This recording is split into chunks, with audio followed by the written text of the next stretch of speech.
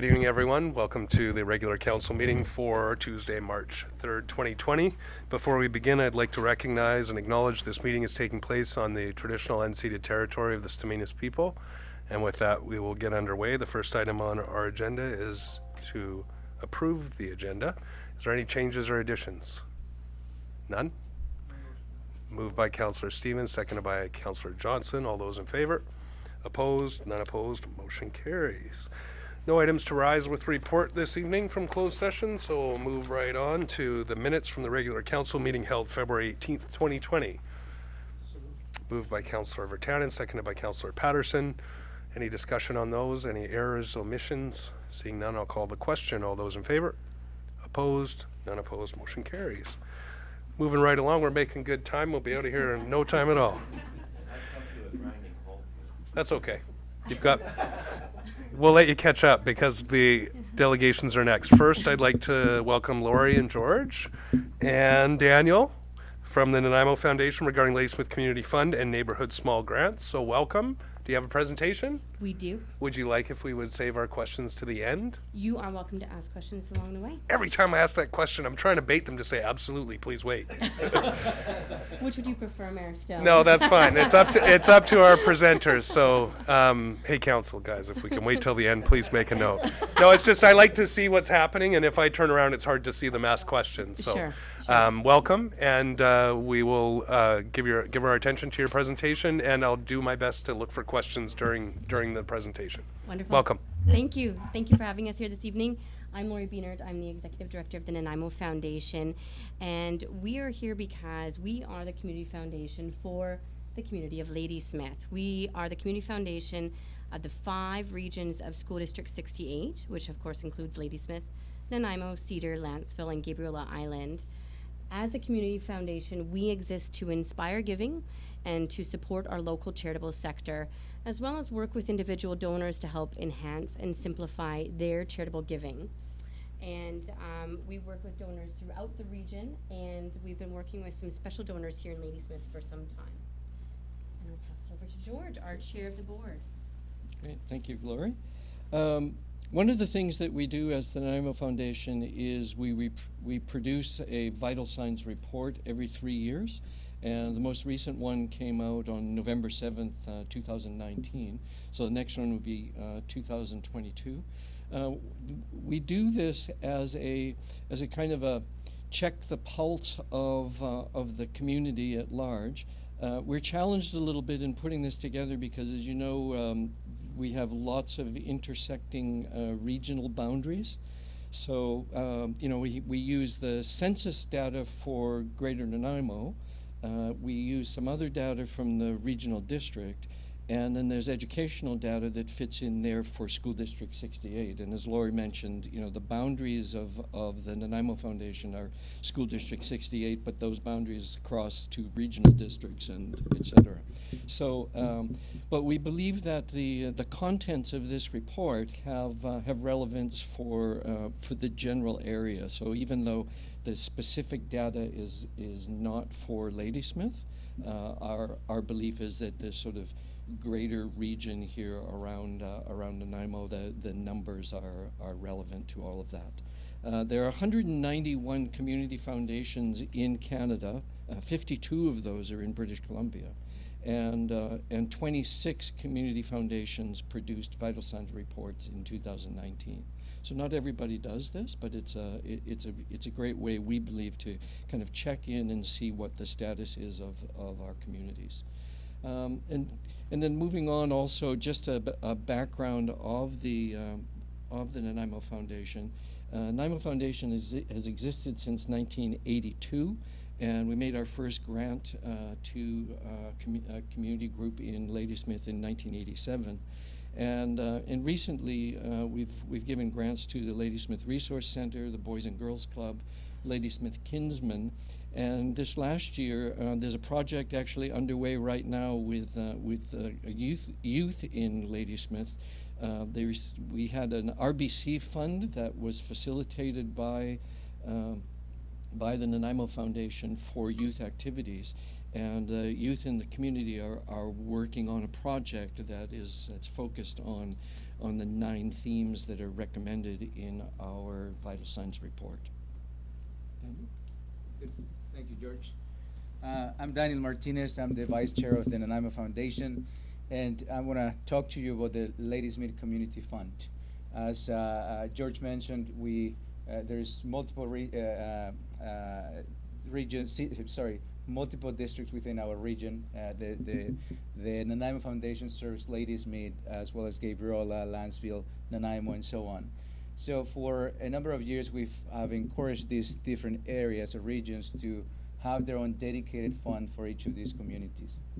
The Nanaimo Foundation has been working with Ladysmith residents to build a Ladysmith Community Fund.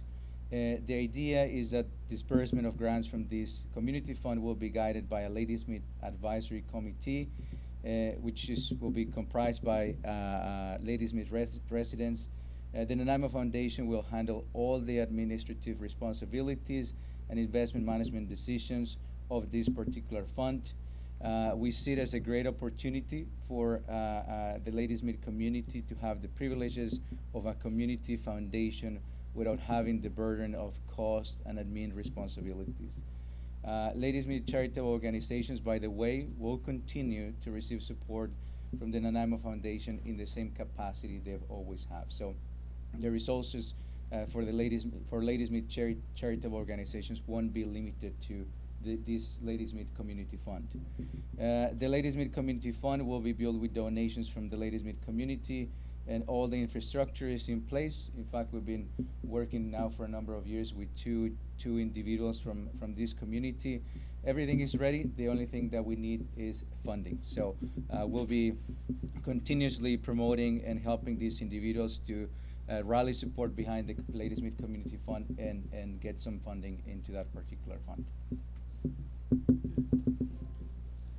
And an additional thing that kind of connects to all of this that I'd like to let you know is that we presently have a couple of openings on our board of directors.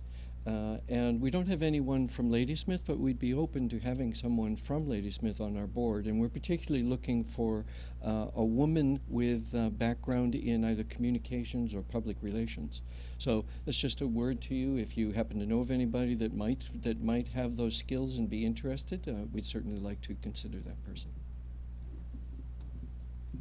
Thank you, George and Daniel. Does anybody have any questions about the Ladysmith Fund?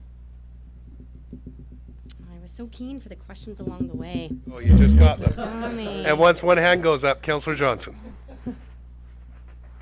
Thank you. So the Ladysmith Fund, is it actually established as of now? And who is on the advisory committee now, and what's the source of the funds? So a gentleman named Bruce Whittington is the one who got this started. Bruce Whittington and Charlie Shaw are the two that are spearheading this right now. They have seeded it with a small amount of money just to have it, basically just to execute the paperwork, but it is not large enough to be able to disperse grants at this time. But it's something that we really want to see grow, and it's something that, we've been working towards building a fund in Gabriola for around the same number of years, and the Gabriola Fund is now in a position to be actually providing funds in Gabriola, and it's just a matter of having those dollars in the community fund. Thank you. Thanks. So switching gears here, I want to talk about neighborhood small grants. For the first time, the Nanaimo Foundation is bringing neighborhood small grants to Ladysmith. These are unique grants in the sense that they are given to individuals instead of organizations. They're micro grants. They're grants of up to $500, and they're given to individuals to do a project or a gathering that brings neighbors together and builds a sense of belonging in community. This idea was started by the Vancouver Foundation over 20 years ago, and they've had tremendous success with it. We started it last year. We did it for the first time in Harewood, and it's been wonderful to see the outcomes from the projects that were done there. And so we're now doing it in 4 different communities, and we're excited to be bringing this to Ladysmith. We are holding an information session this upcoming Saturday in downtown Nanaimo, but we do plan to do an information session here in Nanaimo, and you can visit our website. It's cut off at the bottom there, but you can visit our website to learn more. And I did bring some handouts on neighborhood small grants. I'll leave them at the table here if anybody would like. And in the interest of not using up any more time, I'll say one more thing. yes. In the interest of not using the time, I'll say one more thing. The beauty of this small grant thing, I think, is important to express to you. What we've discovered with this is that if you give a person or a couple of people in a neighborhood or a part of the community a small amount of money, it gives them an excuse to bring their neighbors and their friends and their associates together to do something creative in the neighborhood. And whether that's a block party or painting a fence or removing broom from the highway or whatever it is, people can use their own imaginations. But it's a lovely tool to actually bring people together. Excellent. Yeah, so block parties are quite common. Arts and crafts gatherings. One that was very successful in Harewood was called an ice cream social, and it was actually featured at an international conference for community foundations. They just bought a bunch of ice cream and toppings and got retro costumes and activities and put this all together in a park, and people came out and had an ice cream cone and met their neighbors.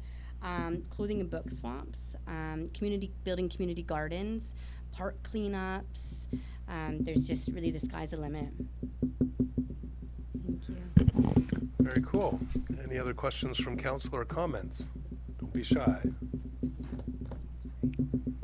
Well, I just want to say the neighborhood small grants thing is a very cool idea, because I think that those things aren't happening as organically as they used to in our communities.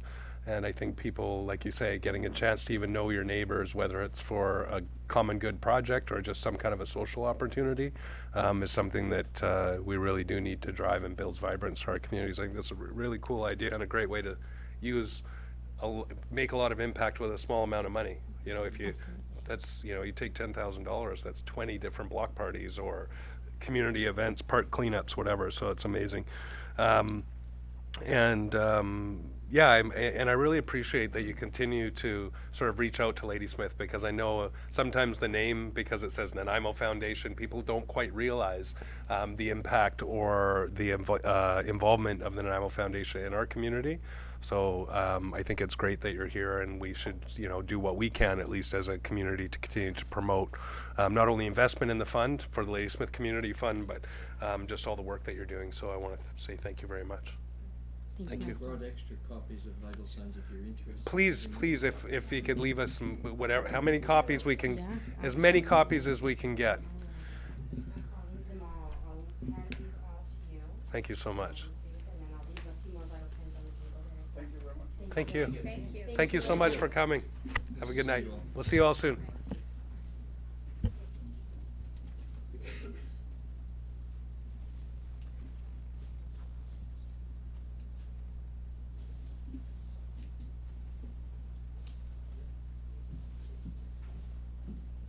All right, and then we're moving on to our next delegation. I was like, where did Judy go? Oh, she's hiding behind Gajerbo, or blocked by Gajerbo. Welcome Judy Stafford from Cowichan Green Community to present the annual review, this year's 2019s. Before I get all choked up, I just want to say, you know, again, I was lucky enough to see this video, so I'm prepared. I won't get too verklempt. But just in advance, I'm just always so enamored and excited by the work that you do, and just having some of the stories at your presentation to the CVRD about where it's come from, and especially since you and your team have grown, seeing the same faces and all so many new faces every year is such a treat, and it's a real testament to the sort of the fabric of the organization and your leadership and the team that you've built. So I'll let you take it from there. Well, I don't think I have to say anything else, but I did bring Naomi, who is you'll see in the video a little snapshot about Kin Park. So Naomi is very instrumental in all the work that goes on at the Kin Park Urban Farm. Thank you for allowing us to come here again. I feel like I was just here. It's so weird. Like this. When is we an get older, time an our annual road trip, and I was just trying to think. I think I've been doing this 10 years, coming and showing these videos. So I really appreciate this opportunity, and welcome questions at the end. Thank you.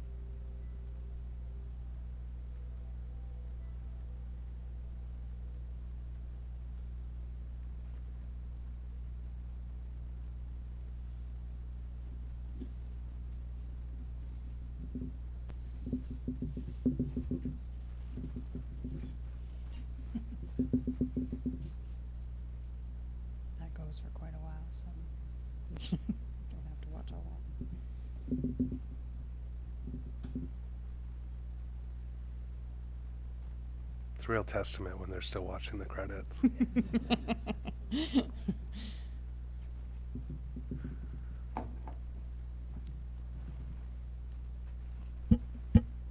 Oh, look what comes up next.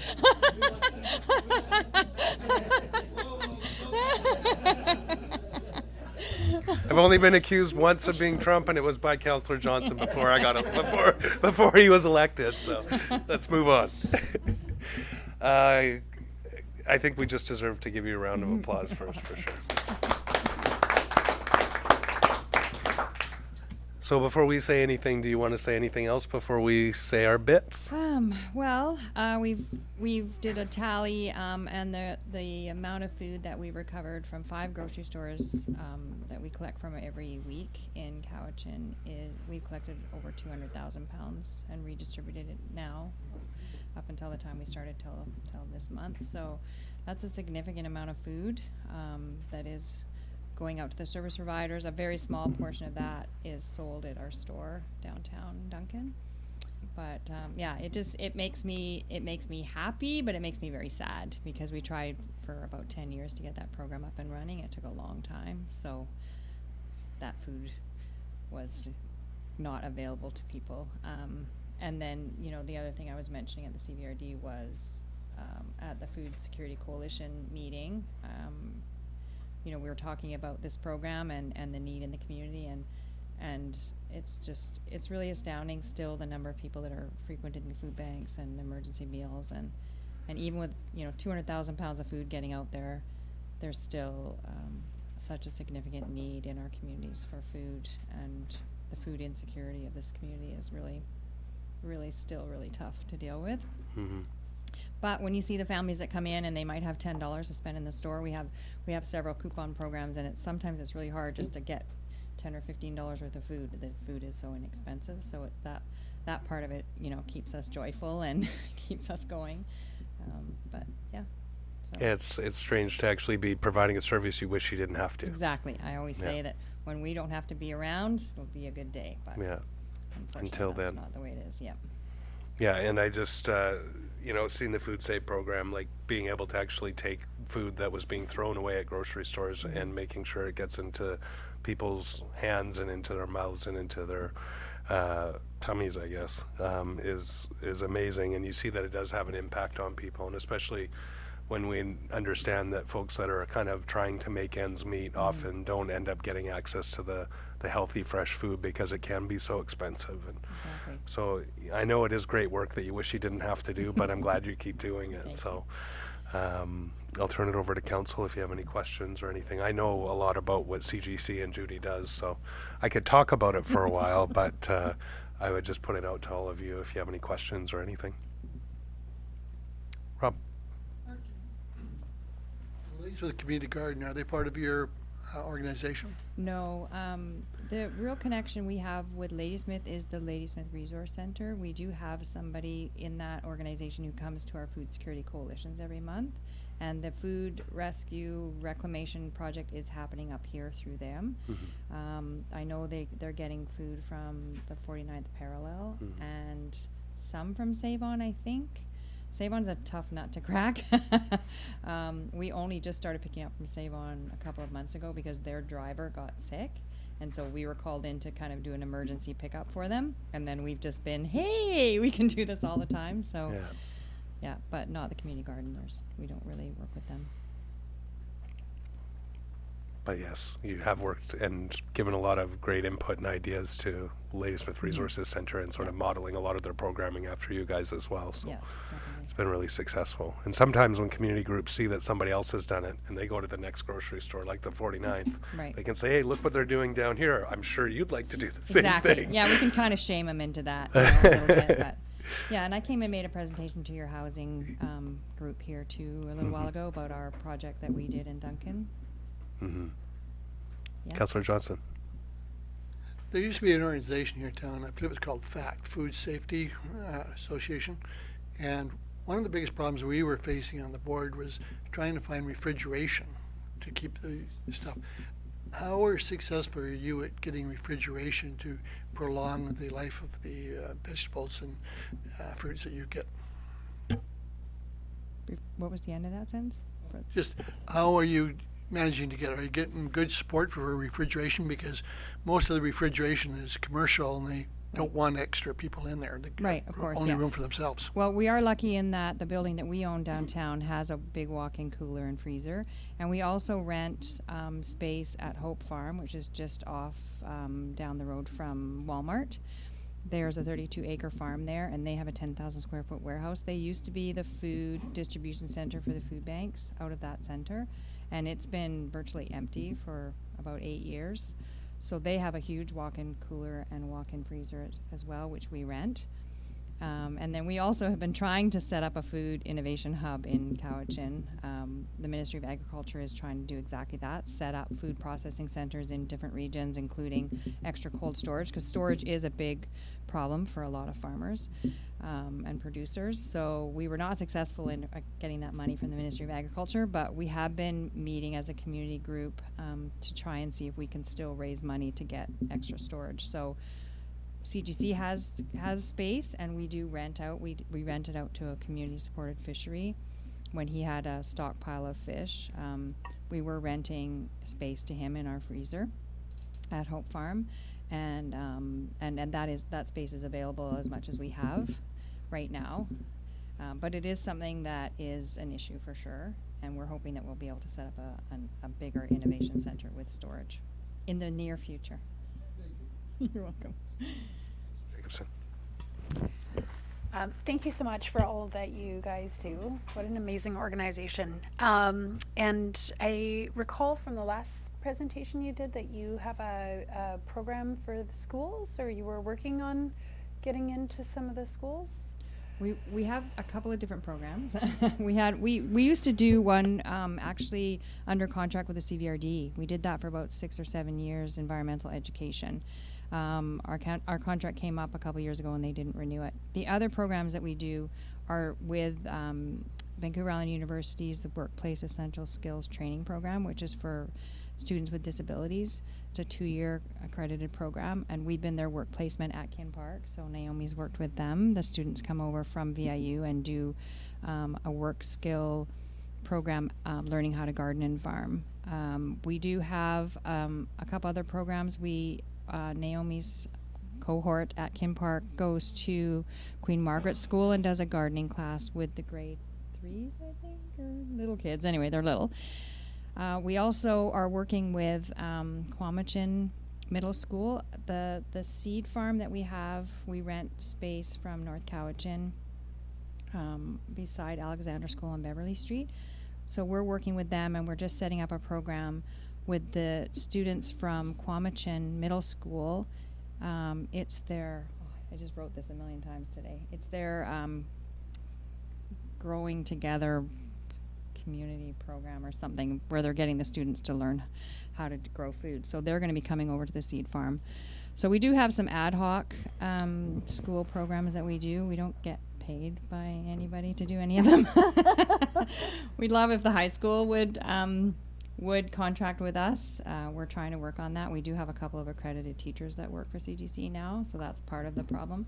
And so we're going to try and go to the school district in the fall and say, this is really valuable programming. You actually are sending your kids over to the farms all the time and giving you some relief. And so it would be a good partnership to see that outdoor hands-on So education. we're in a different school district up here. you are, So yeah. do you have the capacity to extend those programs if To come they're up here to do it successful? with us, if we Yeah, had a school space, you we had would some- definitely be interested in that. Okay. Yeah.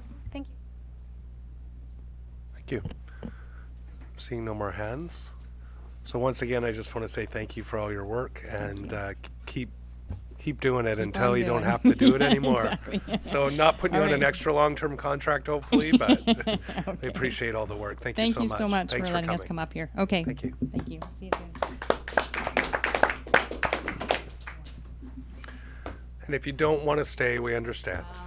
We have our regular fans here, so good night, you guys. Good night. Thank you. All right, moving on.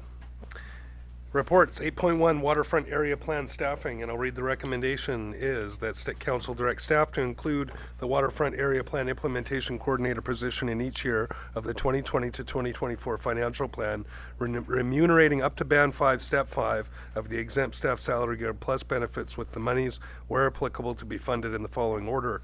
First, to come from revenues generated through operating activities in the waterfront area as appropriate. Second, to come from the real property reserve.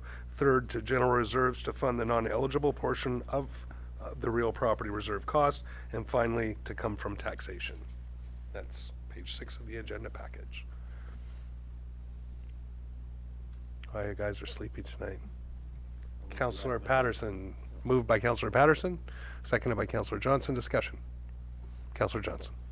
I'm in favor of this for this one, too, that in the year 2023 and 2024, we'll be looking at $300,000 each in taxation and over a certain range of $70,000. Absolutely, and I would say that that is supposing we don't generate any revenue from our waterfront activities, which I hope we are by that point. And also, what's that? I say it's not that far away. No, I know. And also that there are other opportunities to replenish the real property reserve between now and that time, reflecting on proposals to move forward with the Churchill property and others that may provide other funding sources and granting and other things that we may get between now and then. So, but I do appreciate that's very accurate. Any further discussion? Seeing none, all those in, Councillor Jacobson. I think, and maybe I'm probably just being a bit particular here, but I'm not really comfortable with putting it in there that it would be coming from taxation. And so I'm wondering if we could say, and lastly, to come from taxation rather than finally. Just, I would feel a bit better if it was like a last stop on the road. I understand that it would be coming from these other sources first to fund this, but I would ask the mover and seconder if they'd accept that as a friendly amendment. Oh. Firstly to lastly. Is that what you wanted yes, to change? please. Yeah, Yeah. that's a tidier way of saying And it. the seconder? Okay, thank you. So we'll make that change. Any further discussion? Seeing none, all those in favor? Opposed? None opposed, motion carries. 8.2, appointment of corporate officer.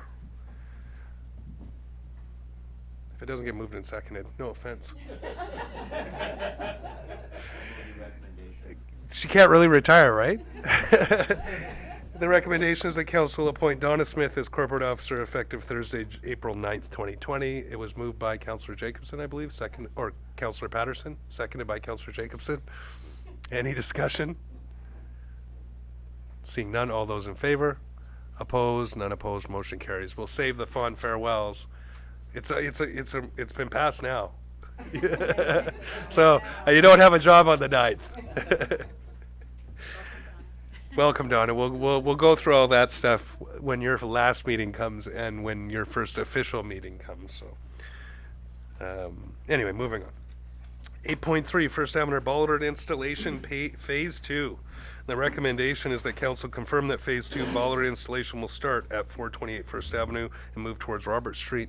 Please, I would ask nobody move that first. I actually have an alternative, and I'd like to ask staff questions, but I'll put it over to council first. No, I think I can move a different resolution if you'd rather have a resolution on the floor. Yeah, because I'll just put it out there. I would contest that I would rather see the west side of First Avenue from the post office down to Buller Street myself, but I'll put it out to council first. Councillor Vertanen and Stevens, Patterson. Okay. Thanks, Mr. Mayor. You asked a question right in my wheelhouse. I guess through the staff, I recall the first set of bollards we were told, and I get that it's hard to predict where accidents are going to happen, but I thought we were told that when you're coming up into an incline, that it seemed to be more likely that that's when you would hop the curb into a building. So that's why I'm glad the mayor brought that up, because I was going to ask how come we're going to go then where it's flat now, why not farther down? So if you see the drawing that's up there, so there's the cluster of 4 seems to be the sort of highest impact area that we have, other than I do understand that there's probably more around the post office that we haven't maybe captured, and this is impacts that we sort of got from staff that have occurred, so we could very easily have missed some. But that area in front of, that's sort of the bakery, and just below in that area there,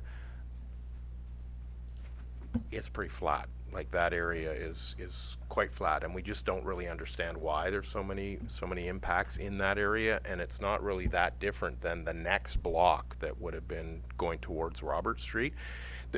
There's a slight change, but it's really slight. Like it's not significant. So it's just sort of hard for us to figure out why they're kind of occurring in that spot, and it seems that the ones that have occurred there have been more frequent. I mean, more recent than some of the other ones. But anyway, yep. Is it just because I'm not seeing far enough down? But I know that Take 5 building was hit as well. Yes. Yeah, I understand that there was a. So our thing on the bollards, the first portion, like the area that we sort of concentrated on, wasn't sort of below High Street. Most of what we were targeting was the higher traffic area was between sort of High and Robert Street. So that's why, because I know that Take 5 was hit, but other than at the post office, we don't really have much records of other places down that part of the street that have been hit. And less pedestrian traffic, so the risk is lower. Yeah. I've got Councillor Stevens, Patterson, and Mackay. So again, I'm fascinated by what makes some spaces more susceptible. The whole, as Councillor Fatanen has said, the sort of slope, and then I think, well, why doesn't it happen on the side streets? I kind of have come around to maybe it's like parking spots that have a lot of turnover in them. So the patchwork quilt that is the post office wall, that would explain a lot of cars coming in during the day, because you never get hits up a little further up High, which is, well, it's a little more sloped. But so I was thinking, like the mayor, that maybe we'd focus more on Take 5, which we know has had a couple of hits, one I think about 14 months ago, and then the post office, its wall tells a story. And then isn't the other area, am I right, 441 and 431 first is the pharmacy and Planet 2? That's another area. So, but I get the staff report that it's so hard to tell, because you've got a mix of anecdote, theories of why people might be, certain spots are susceptible. But my impression is kind of go where the hits have been, even though from a work standpoint, I'm sure it's more cumbersome to do 3 by the post office and 4 by the PharmaSave and things like that, because you're moving crews around. But still, yeah, it's a tough call. Can I go to the speakers list? Sure. Through to staff? Sure. Just one comment, Your We're Worship. going to get this deep into multiple rounds of discussion, but Yeah, no, I just want to, it is completely fine to do 3 on one side and 3 on the other side. Not an issue with that. I just want to make sure that councillors are aware that alignment, because we really don't know exactly what we're going to find when we dig. So alignment, it was a little bit of a challenge for us on the first go around. And when you do 3 on one side and 3 on the other side, then when you go and do the rest, it may have that issue. But it's not a complication. I just want to make you aware that could be something here. Clearly a complication, but that's the risk. That's the risk that you take right when you dig, right? So. I've got Councillor Patterson, Mackay, and then Johnson. Thank you, Mr. Chair. Actually, one of my questions was, before we saw the map, the curb on the east side of First Avenue, the PharmaSave up to Robert Street, it is shallower, I guess, than on the other side, isn't it, because of the stairs? No, I don't believe. I think that first step is pretty similar the to. It's pretty top similar curb? to a curb. Like I don't know if it's exact, but it would be. It's quite similar to a curb. The first stair step. Okay. 'Cause actually last Friday when I was down there, I was looking at it going, why hasn't there been more here? Because those would be heavy duty because you're going over the curb or down the stairs. Yeah. Your Worship, we kind of have an explanation for that. Yeah. So exactly, I think the engines when they go down, they're actually hitting the curve and stopping the cars, right? So unless you go with a lot of speed, is that correct? Yeah, just talking to some of the businesses that are towards Robert Street from Karen's place right there. Yeah. They do report vehicles on a fairly regular basis going over the curb, but they just don't Getting seem to stuck. get beyond the curb. They kind of go over it and they get caught on the stairs and they don't get farther and they're able to get out of the spot. So that might be one of the explanations of why it's not actually impacting the building or crossing the sidewalk. Maybe we could raise First Avenue and put stairs on both sides. Yeah. And I had a couple other questions, but they were done with that little posty sticky thing, and it's gone. So I just wanted to know, with the proposal here before us, what the cost would be to do that one section to the alley, and then what the cost would be to go right to Robert Street, like we did on the first phase. But So I think I put that in the report. So we had $30,000 budgeted for the first set of that's what we have, and we think we can do the 8 bollards for that, and then we would need an additional 4 bollards to complete if you wanted to go all the way to Robert Street. So, and I think that was an extra $16,000.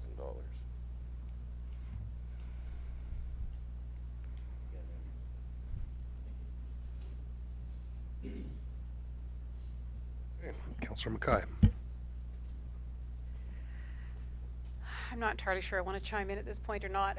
My theory, since we're floating theories, is that it's a volume thing, and there's more hits because there's volume in those places. Those are our popular spots, I think. So, I was leaning towards doing some on either side of the existing patch, particularly in front of the post office. I think the scars are evident, and it's high volume. And if we go with our theory that it's volume based, my theory, which of course has to be correct, if we go with that theory, then it makes sense that we look at the post office, I think, and maybe even down the hill a bit towards the Take 5 building. And then I still want to come back to the notion that if no one says we have to put one in front of every parking spot, we can reassess when we feel we've got it covered for safety. So just a thought. Johnson. A couple of things. Just for your information, I was talking to people at Pemberton's Home Realty, and they heard a vehicle hit one of the bollards. So it's doing its job. And it's barely got a scuff on it. The second thing is in support of Councillor Mackay's position. My wife and I, we overlooked the street, and for an hour and a half every morning we were watching traffic. And there's a very large amount of traffic now in front of the cross fitness place. There's so many people going there, and in the mornings, that whole area, both sides of the road are full most of the day. The last thing I have is we're budgeting $30,000. What was the actual cost per bollard by the time we got the last ones finished? I think it was just over 3,000. So we were a fair bit more efficient on the last set. We added 4 or 5 extra bollards there. Yeah. So how many bollards are you actually recommending then that we do this year? Well, I'm just recommending. We only have a budget for the 8, but what I'm saying So we is have if 24,000 budgeted? No, you have we have 30 because they came in at about Okay. 30. We were able to make some savings on the last 5 that we added, but I can't guarantee that we're going to be able to do that because we're in a new section now. So And you don't know what you face. we don't really know what's there. So I think we should just stick with what our original was, that we think we can get 8 done for $30,000 in that section. If we go to the other side of the street, it'll probably be Dramatically different. more Yeah. expensive. Yes. Sorry, I've got a bunch of questions. I'll go back to Councillor Johnson and hopefully I can, go ahead, Councillor Johnson. Just a very quick question. When we discussed before, was there concern about optic fibers on the other side that Yep. maybe in this place? And other The services. Is that other the side big of the street concern? is the main fiber optic for the island. And runs up that about side. how deep is that, or do we know? We really have very little information about it. Thank you. So just counting the spaces going from 428 towards there, there's 1, 2, 3, 4, 5, 6, 7, 8, 9, 10, 11, 12, 13 or 14 spaces between Roberts and 428 First Avenue. So we're going from here, right? So there's the handicap, the accessible 2, 3, 4, 5, 6, 7, 8, 9, 10, 11, 12. 12.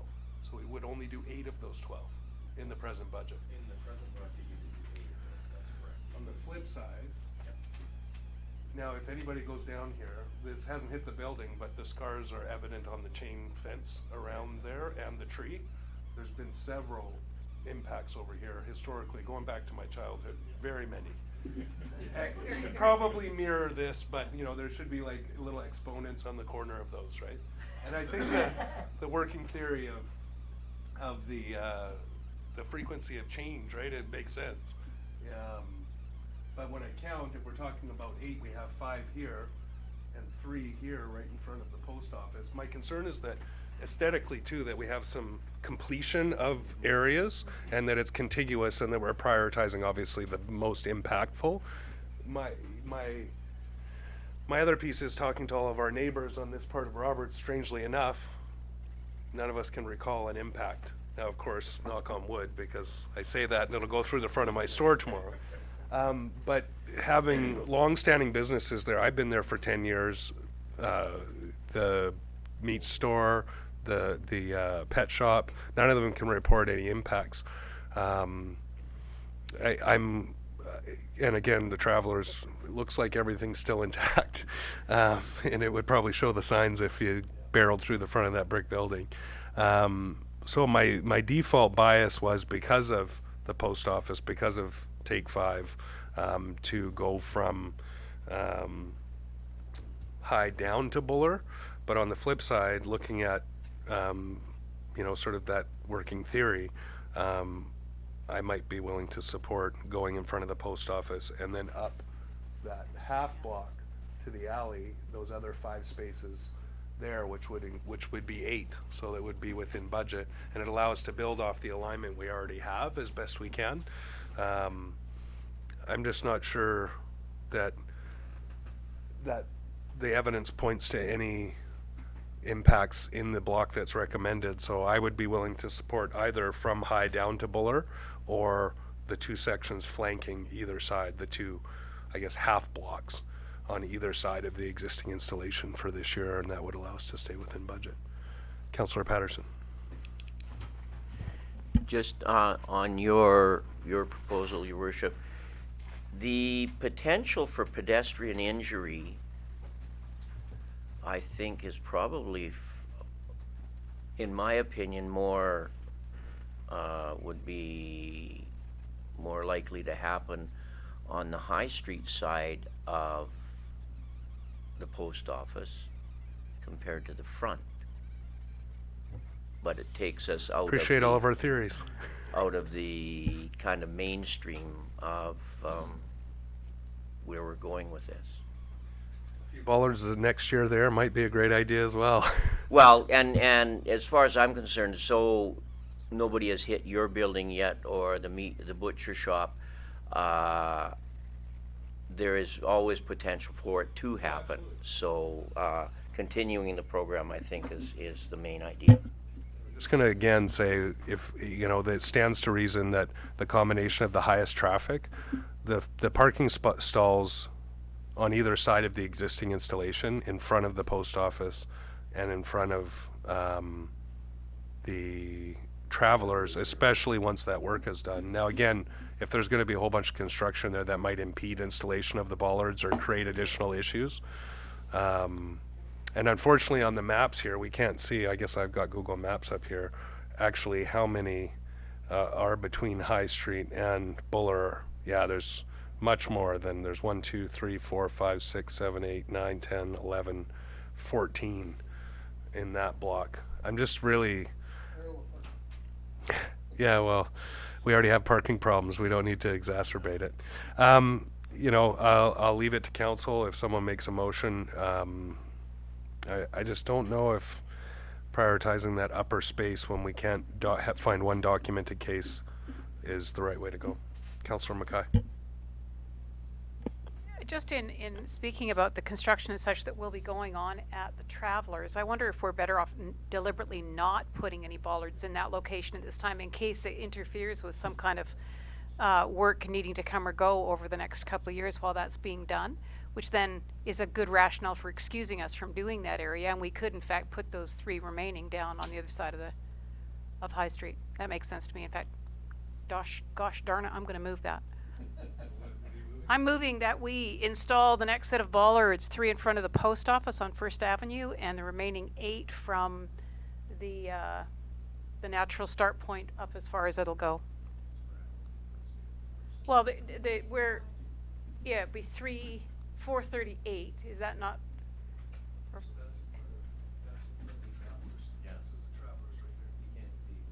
Oh, I was thinking 422. I was thinking 422. Okay. Sorry.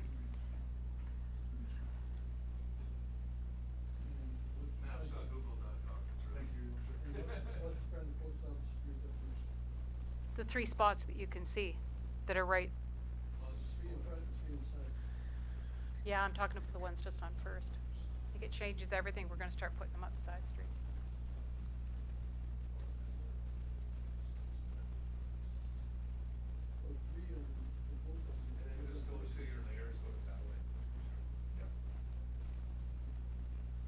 Sorry, I had the wrong.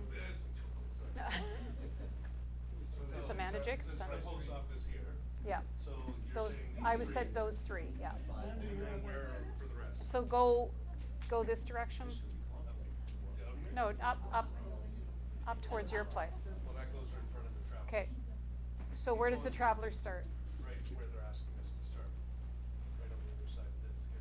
So this is the so that little half block there, I guess, could be that's Left Coast Fashions and Canvas Place, and then the Travelers. So if you do this section, you're going to go into the right. So I wonder if we should just leave the whole thing undone, because I'm thinking more and more about construction happening at the Travelers, and really we're talking major sized trucks and that sort of thing moving into that area.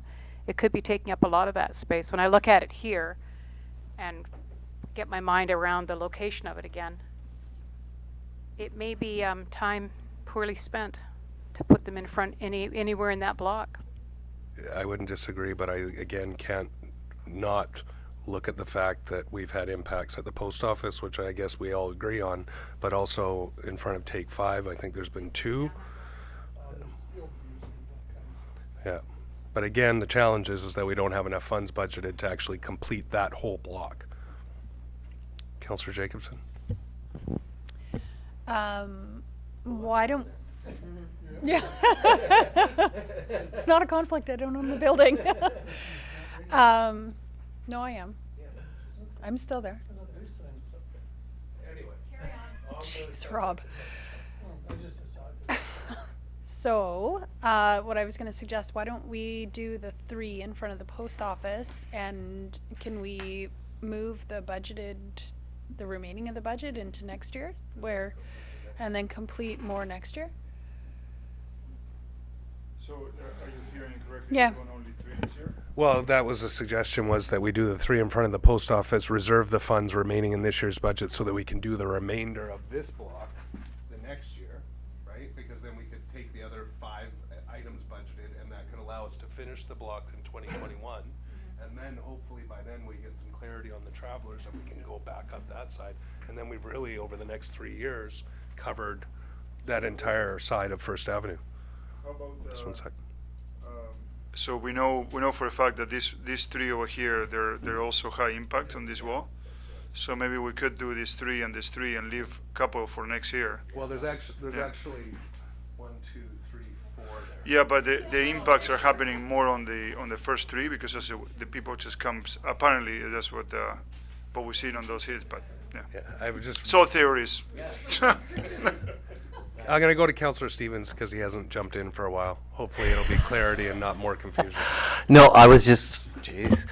Mike. I was just going to suggest that if we were going to look at reduced numbers, there's got to be economies of scale in terms of doing the work. So don't do 8, but do, no, he said, no.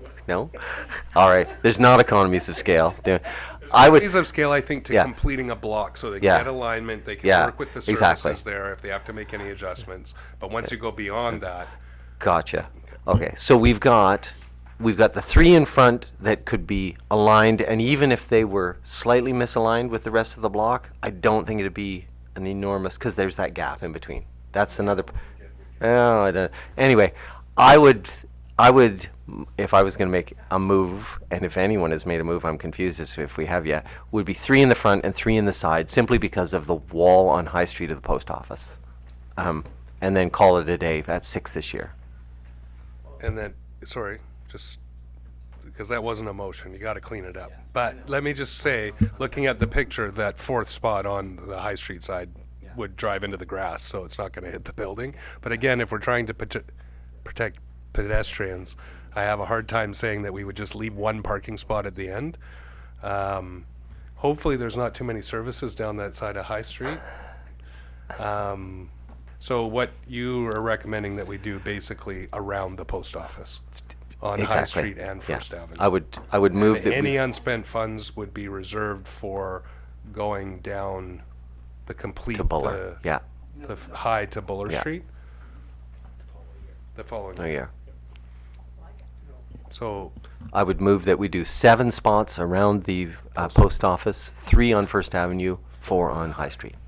moved by Councillor Stevens, seconded by Councillor Mackay because she was really excited about it.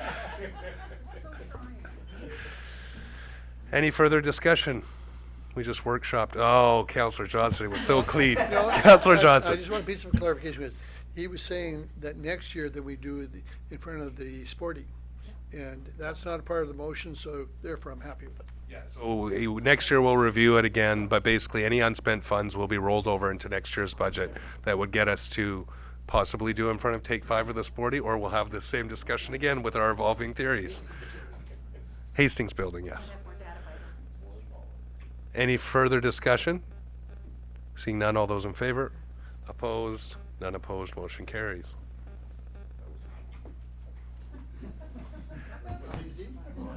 You left your easy button on your desk. You've got paper, Councillor Patterson. I'm using paper. Moving on, 8.4 electrical connection Aggie Hall Memorial Tree, and the recommendation is that council consider whether it wishes to direct staff to proceed with the installation of an electrical connection at the new memorial tree being planted at Aggie Hall for a cost of $4,800. Councillor Jacobson. It's just for lights, is that correct, on the tree? Mhm. Can we do solar lights there? I don't feel like Yeah, that would cost $4,800. I think the recommendation says consider because staff's like, I don't know. And you're also going to end up either undermining or cutting through the concrete, cut through it and patching it and stuff. So, Councillor Patterson. Thank you, Mr. Chair. At this time, I move that we don't, Don't have to have a motion actually, Okay. do we? We just leave it? we just drop kick it. Okay. No motion. Is council okay with that? Thank you.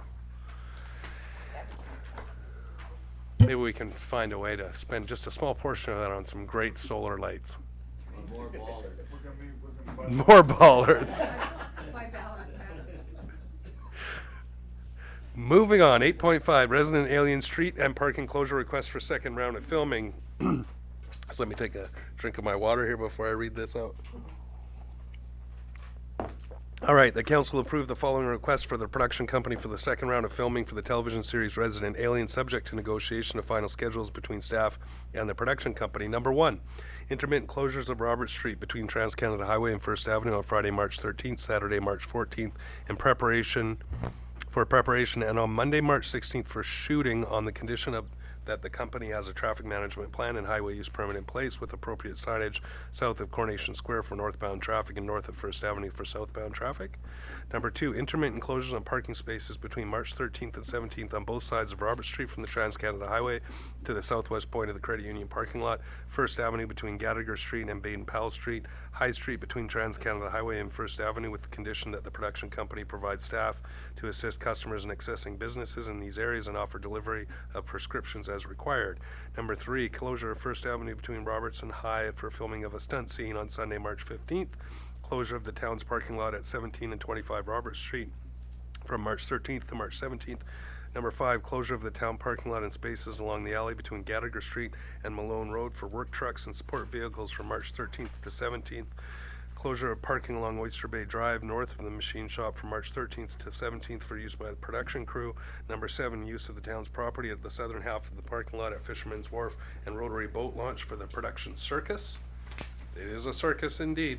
Number eight, use of the town's property on Buller Street east of First Avenue for overflow parking on the condition that the company completes and any necessary fill work required or other work required. Moved by Councillor Stevens, seconded by Councillor Vertanen. Discussion. Councillor Johnson. Through to staff, when we did the first group, was there going to be an amenity towards the town, and has an amenity been selected? Through staff. Thank you, Your Worship. We charge a rental fee for the use of all of the properties. So it isn't an amenity. This film company is working under our current film permit, which does not call for that, but we do charge the going rate or a fee for rentals and for staff time. No, I was just thinking, if there was an amenity, they could pay for your lights or your Christmas tree. Well, maybe we can redirect the revenues from it, but we'll look at it after the fact. And I do believe staff is working on updating our film policy because of the experience we've had over the last couple of years. Any further discussion? Seeing none, all those in favor? Opposed? None opposed, motion carries. 8.6, Public Banners Assessment Committee, page 23. Recommendation is the council appoint one member of council to the Community Banner Program Public Art Banners Assessment Committee. Do we have any volunteers? Councillor Patterson. Any other volunteer? Nice. Hey, I got a text message. I looked at my phone. I was like, who stole Duck's phone? Hey, he called me at 6 o'clock Sunday morning. I was like, what is this? You on drugs again? Do we have any other volunteers to compete with Councillor Patterson for this esteemed role? Okay, well, looks like we have a volunteer. We would ask for a motion that Duck Patterson be appointed to the Community Banner Program Public Arts Banners Assessment Committee. Moved by Councillor Mackay, seconded by Councillor Vertanen. Any further discussion? Seeing none, all those in favor? Opposed? None opposed, motion carries. 8.7, Poverty Reduction in Ladysmith, page 26. The recommendation is that one, council direct staff to submit an application to the UBCM Poverty Reduction Planning and Action Program Funding Stream 1 for up to $25,000. Number two, confirm its willingness to provide overall grant management. And number three, waive the purchasing policy in order to contract with Social Planning Council to conduct the work should the grant application be successful.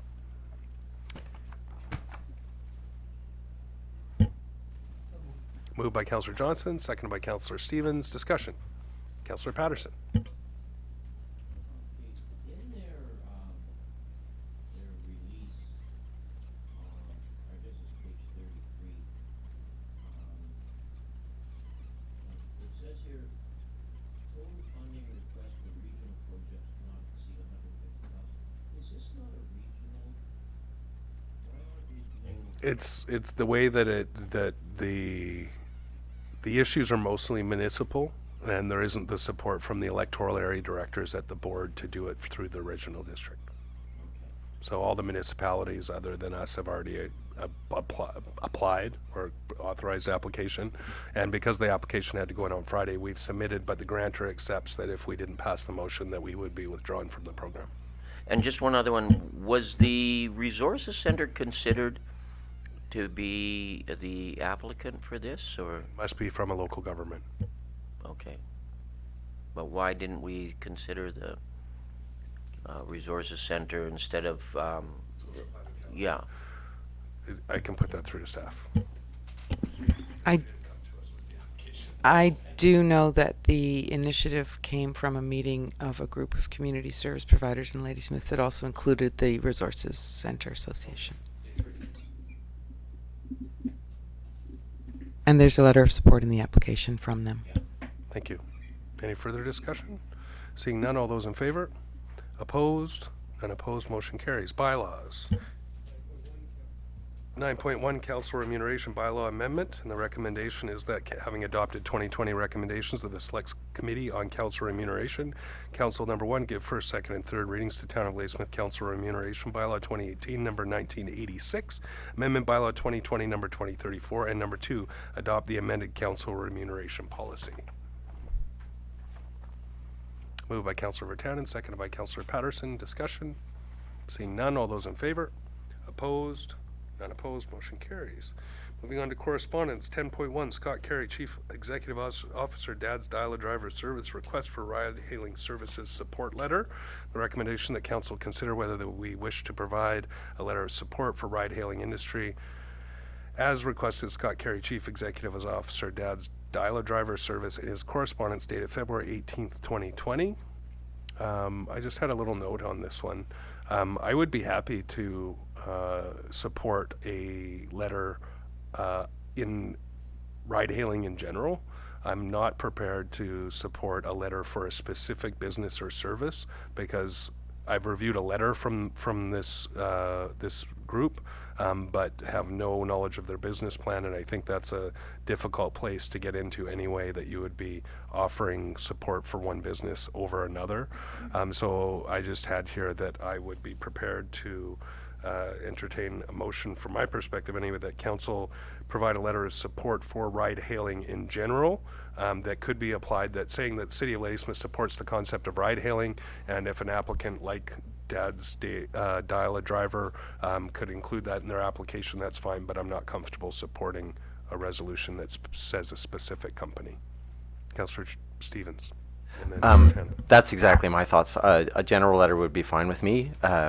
Just in the most current records I could find, Dad's Dial-A-Driver Services isn't one of the ride-hailing services that's been approved by the provincial government at this point. So, but a general letter would be great. Yeah. Okay. So, Councillor Vertanen? Thanks, Mr. Mayor. I originally had the same concern, but then when I reread this, I think it's just clunky because I think it actually does just say to provide a letter of support for the ride-hailing industry. I think it just needs to be cleaned up a bit so that it's just about it in a general sense. I think that's actually kind of what the recommendation says, provide a letter of support for the ride-hailing industry. So, so I guess we could just say Council provide a letter of support for the ride-hailing industry.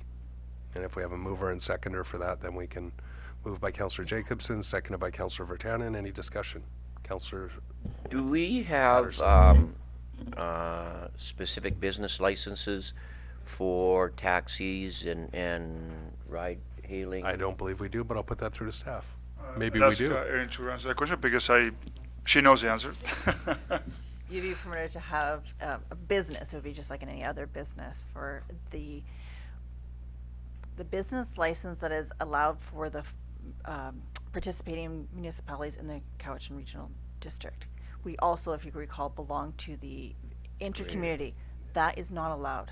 So there is a specific thing about vehicles for hire are not allowed in that area. So they basically have to go to each municipality to get their business license if they want to operate in that jurisdiction. If you wanted to operate it, yes. So they you can't would get be the allowed in Cowichan Valley for Duncan, Lake Cowichan, Ladysmith, and North Cowichan, but you wouldn't be allowed to be participating in that greater one. They'd have to get one until for it's each. amended, if it is amended. Thank you. And that business license would be the equivalent of what a taxi operator would pay? Yeah, it's no different from. Okay. Councillor Johnson? Just clarification on the motion that you proposed. You were saying it's a letter of support for the ride-hailing industry in our municipality or in general? Well, I think it speaks to us speaking for the municipality that we would, basically saying that we accept ride hailing in Ladysmith. I just want to clarify that point. Okay. Any further discussion? Seeing none, all those in favor? Opposed? None opposed, motion carries. 10.2, Cowichan Leadership Group. Sorry? Go ahead. If we support ride hailing in our municipality, and do you know what's going to be happening in regards to the regional district? Are they supportive also? Because just to have it within our town boundaries can be very limited. Yeah, the regional district actually doesn't do business licenses in the electoral areas. The municipalities do, so that'll be up to each municipality, and we can't fetter with their decision making, so that's up to the proponents. Yep. And the next item, 10.2, Cowichan Leadership Group. Proposal for related to homelessness and addiction in Ladysmith. It should say actually Cowichan, but what they've requested that the Cowichan Leadership Group, which is comprised of the individuals, if you've read there, school district trustees, local government leaders, health officer, RCMP, did I miss anybody? Has written and made proposals to Minister Darcy and the provincial government to provide recovery services, housing, and other resources in the core of the Cowichan to support the Cowichan region for mental health and addictions. We've been, I guess I'm a member of the group now, unsuccessful to this point. What they've requested from the member municipalities and the regional district is that we offer an additional letter of support for resources for the Cowichan region, which we are part of, to help deal with it, but also in reflecting on the growing issues of homelessness and addiction in our area. We've had several incidents lately, some of which are not really public, but we understand that these incidents are happening around our community, that the number of homeless may be somewhat stable or slightly growing in the area, but the severity of the issues related to the homelessness and addiction issues in Ladysmith. So the leadership group has addressed the general Cowichan issue, the core issue in the Duncan area. But they were asking that if we have any other additional information, that we just write a letter to the ministers that says we support this resource being put into the Cowichan region to help all of us, and these are some of the issues that we have in our community. Obviously not as severe maybe as in the core of Duncan, but we have seen increasing issues here as well. So the recommendation is that Council write Honourable Judy Darcy, BC Minister of Mental Health and Addictions, in support of the funding proposal from the Cowichan Leadership Group, providing details about growing issues related to homelessness and addiction in Ladysmith and area. Councillor Vertanen, moved. Seconded by Councillor Johnson. Discussion. Councillor Johnson.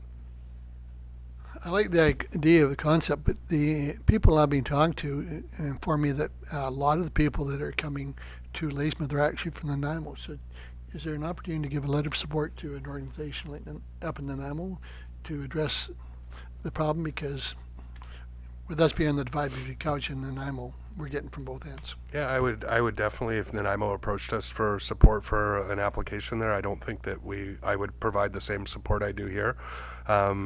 I can only speak to the knowledge that I have from the participation in this group as my role of chair of the regional district, and the extremity of what's happened in the Cowichan in the last 4 or 5 months is, I can't even explain it. And to have our CMP and our public health officer sit at our leadership table and tell us about this is beyond what they had ever expected in their worst case scenarios. I've been able to spend more time in Duncan, obviously, since I was elected chair of the region. And even that walk from Duncan City Hall to the CBRD office, which is essentially a block and a half, is something that I can only say is very similar to what I've experienced in the downtown east side. The downtown area of the Cowichan area, these service providers that have stepped up along those corridors to provide services are no longer feeling safe. They're facing violent incidents, and of course there have been homeless and drug-related deaths over the last few months. So if groups from Nanaimo come to us, I think we would be wise to also offer support. Any further discussion? Seeing none, all those in favor? Opposed? None opposed, motion carries. I believe we've come to the end of our open agenda. We got nothing after this except for question period. Welcome. Hey, come on, you went all day. You stayed for the duration. Seeing nobody stepping to the microphone for question period. I'll go to Councillor Johnson before we forget, because you did, I did. You wanted to mention something. Sorry, just one moment. I'll come back. Okay, the Centennial quilt is? That was Tollefson from the Traverse. Yeah. Mrs. Tollefson from the Traverse Hotel. She made a quilt that went to the town, and with the quilt show being gone in the Historical Society, it'd be fitting to show it at this time. Does anybody know where it is? I think that would be a question we could kind of poll staff on. I'm not aware of the quilt or its whereabouts. We'll see if we can find out. It's like question period from his council seat. It's like the old days. Please, if you want to ask a question, we just ask you to take the podium so that we can get it on the record. My name is Ken Chippenuk. I live here in Ladysmith at 131 Rolly Rose Drive. Yeah, welcome. It took me a while to learn that that's a former mayor. Former That's mayor. I've only lived here 6 months.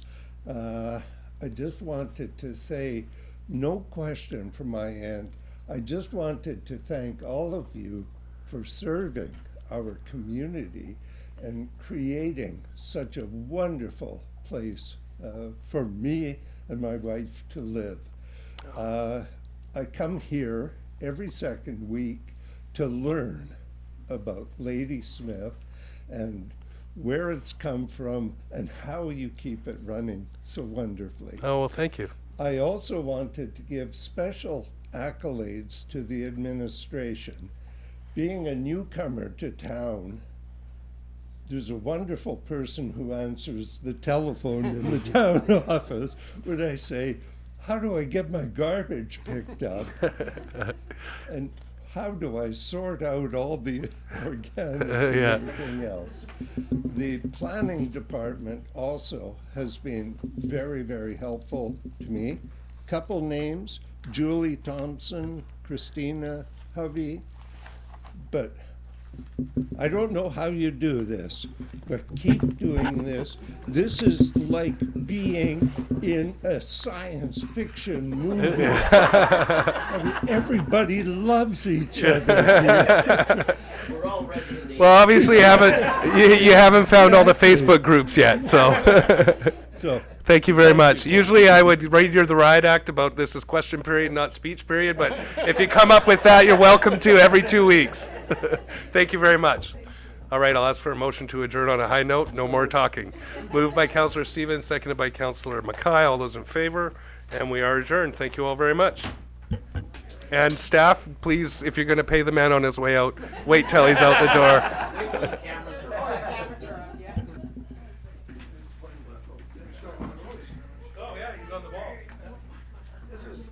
Awesome time that my neighbor just Facebook and he said, hey, I want to put a block party together.